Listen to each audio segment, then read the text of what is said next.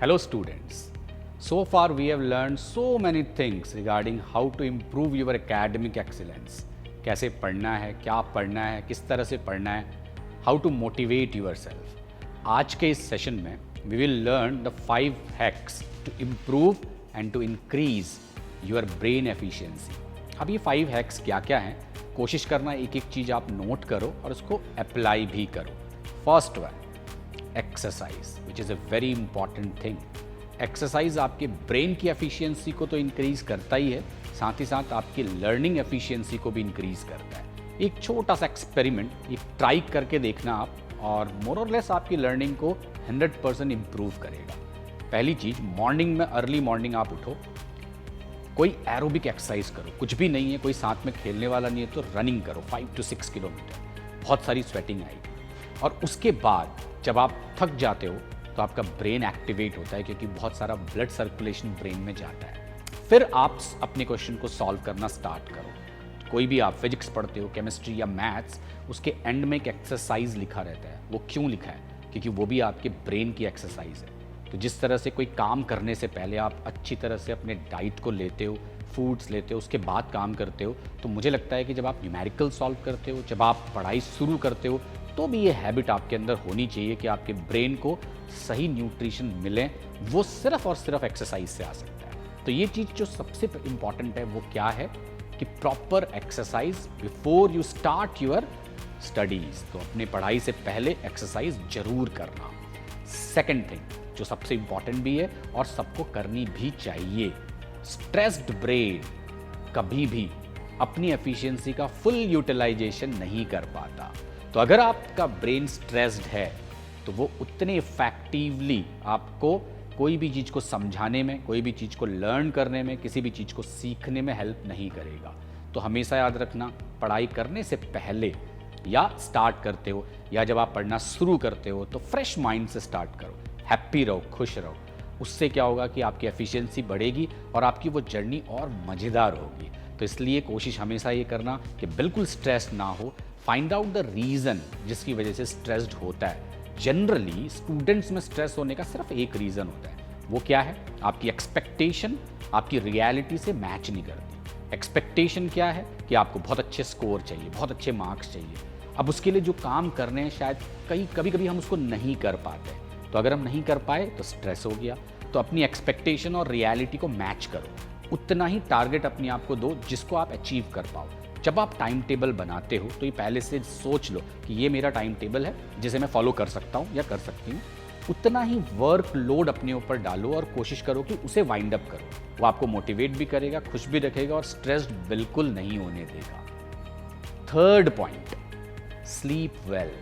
ये देखा गया है बहुत सारे बच्चे इतनी पढ़ाई करते हैं कि रात भर पढ़ रहे हैं, सोते ही नहीं है. तो शायद वो वोलाटाइल है, उतनी जल्दी उड़ भी जाएगा.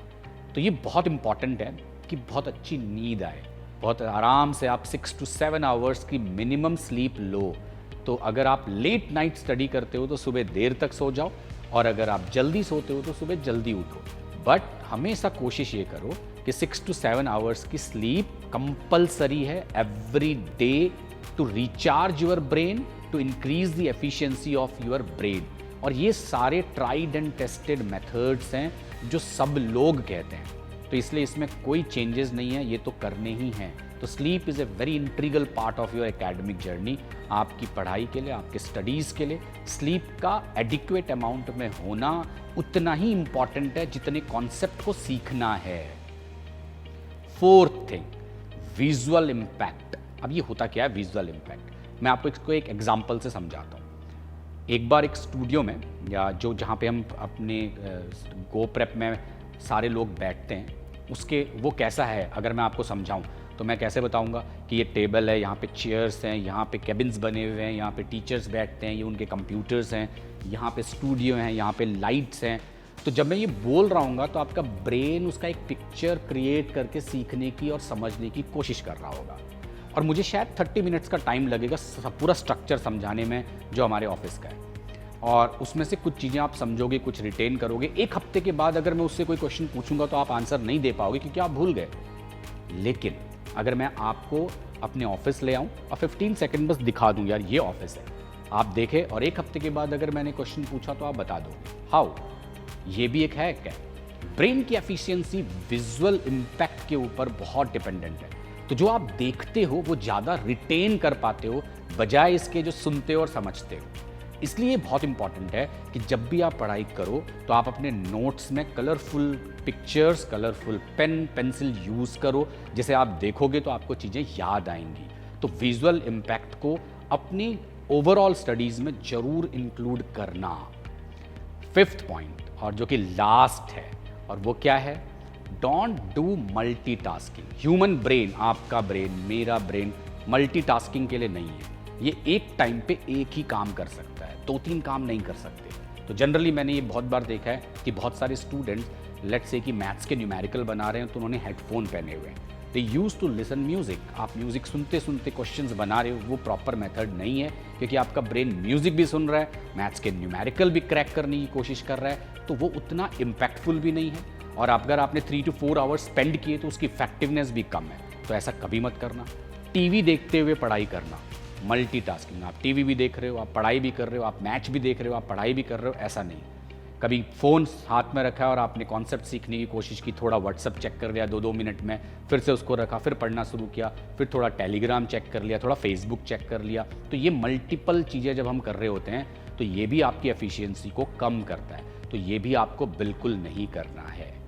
आई होप ये 5 मेथड्स जो अभी मैंने एक्सप्लेन किए हैं, इसको अगर आप यूज़ करते हो तो आप 100% श्योर कि आप अपने ब्रेन की एफिशिएंसी को ना सिर्फ बढ़ाओगे बल्कि अपनी ओवरऑल एकेडमिक को, ओवरऑल स्टडी आवर को और आपकी प्रिपरेशन को बूस्ट करोगे। So thank you very much and I hope all of you will follow all these 5 reasons and 5 hacks to improve and enhance your brain activity.